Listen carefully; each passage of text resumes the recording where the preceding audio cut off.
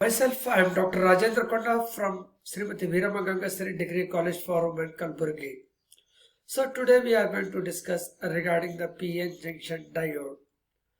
A PN junction diode is a two-terminal semiconductor device. It is shown in this slide. A P-type and N-type having two terminals, anode and cathode. It is a PN junction diode. The symbol of the PN junction diode is like this, wherein one end is anode, the other end is cathode.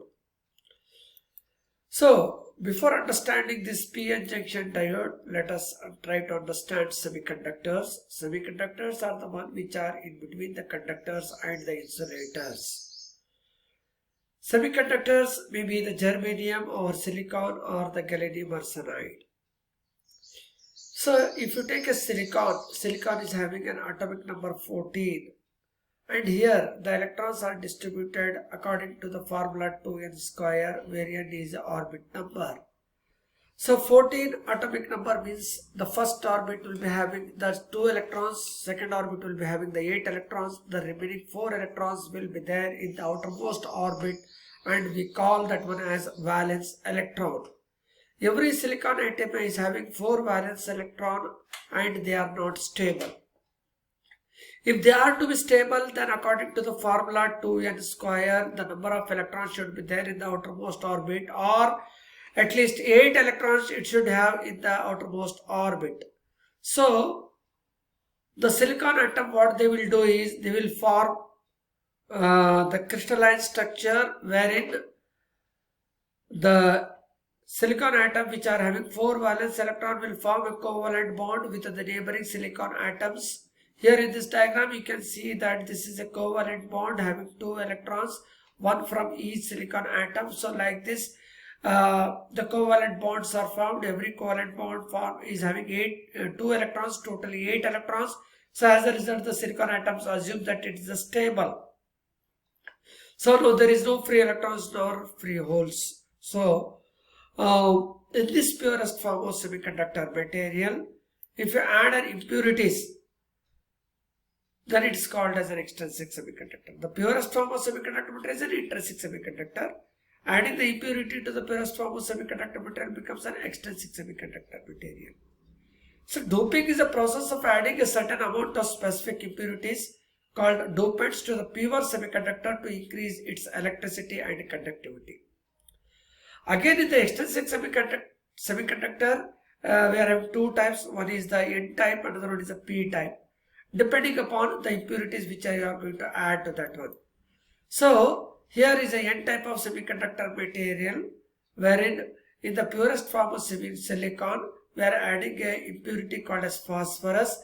A phosphorus is a pentavalent impurity. When the pentavalent impurity is added, 4 of its electron will form a covalent bond with the neighboring silicon atom. 1 electron is totally free. So like this, if you add the 8 phosphorus atoms, then you will find 8 free electrons, which is represented here. And here this phosphorus is represented by the positive charge because it has lost 1 electron.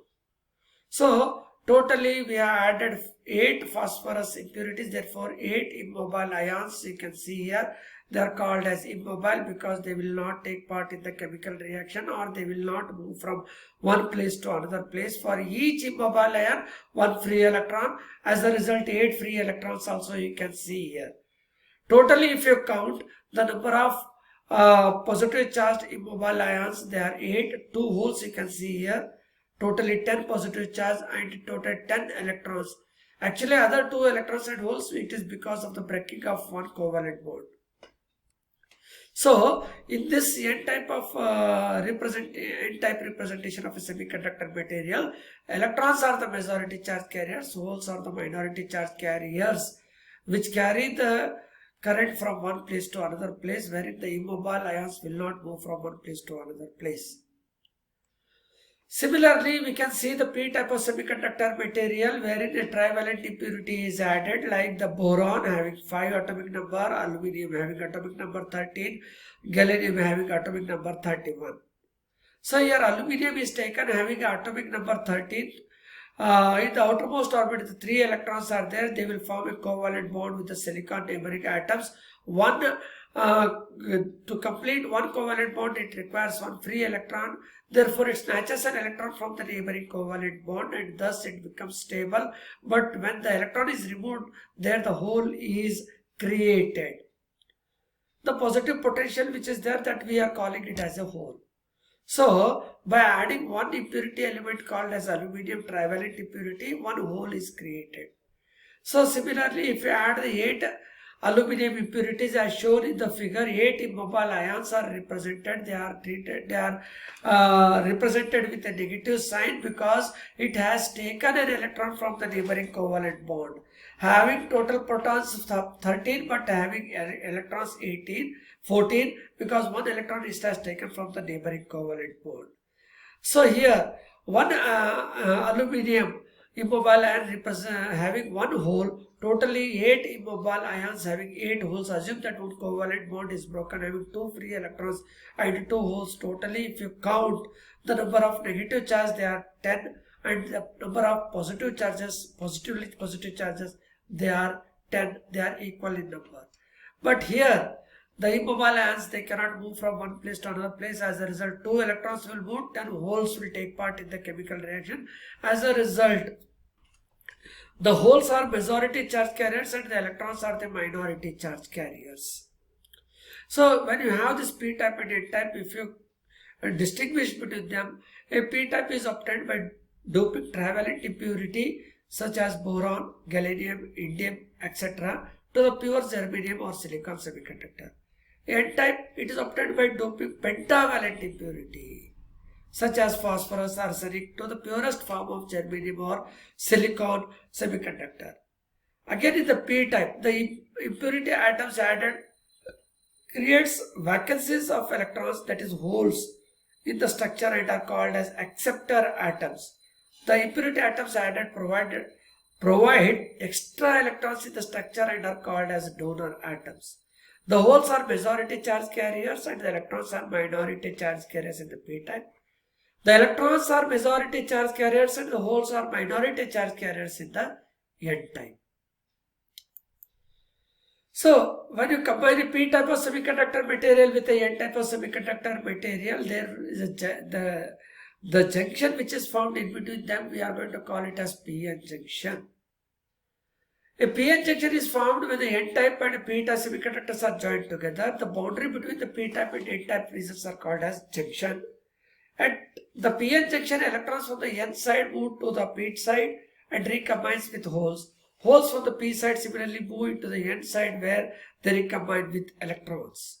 As a result of this flow, the n side has net positive charge and p side has net negative charges. So this process will not continue for a long time. There forms a depletion region. So the region around the junction is left with neither holes nor free electrons, where only you can find the immobile ions. This region we are going to call it as a depletion region. The immobiles or ions are having the charged particles. As a result, the electrical field is developed between them. This layer which has no charge is a poor conductor of electricity, and this region will not allow the further recombination of holes and electrons.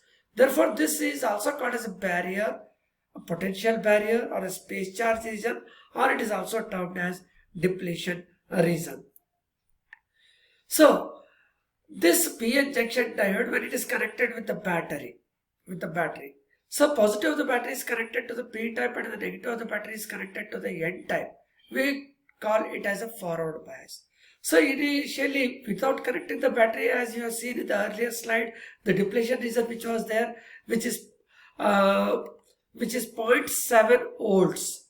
If p and n semiconductors are made up of silicon, and it is 0.3 volts depletion region if it is made of germanium, even though the battery is not connected. So when we connect a battery, then as you go on increasing the voltage, let us assume that this is made up of silicon.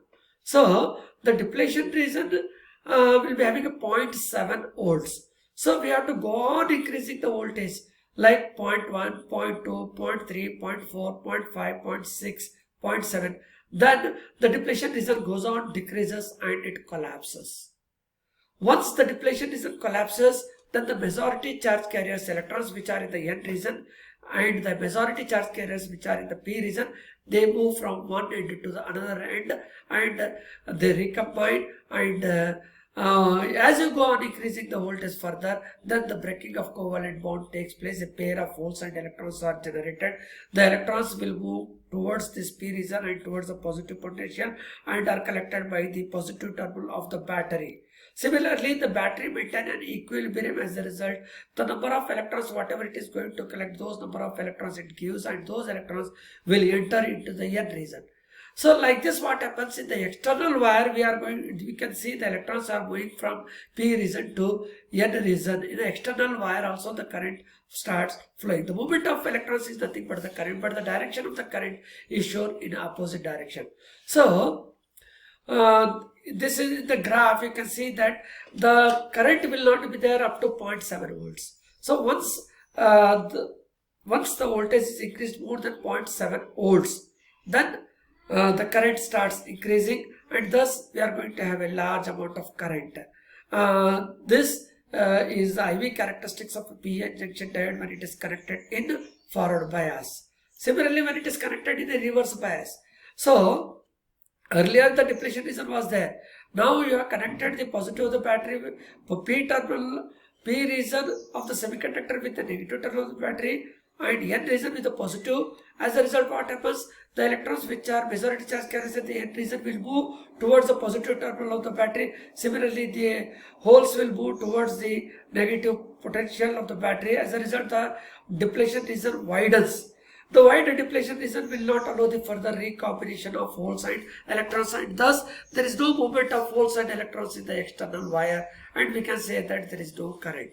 But even though we are getting a very small amount of current, it is because of the minority charge carriers. The wide depletion region will help the minority charge carriers to cross the junction. As a result, we get a very small amount, negligible amount of current in the reverse bias. So here this is the circuit diagram of PN junction diode connected in the forward bias and the reverse bias. So the voltmeters are connected in parallel and the current meters are connected in series, and the IV characteristics, forward IV characteristic, you can see up to 0.7 volts there is no current, but after 0.7 there is an increase in the current.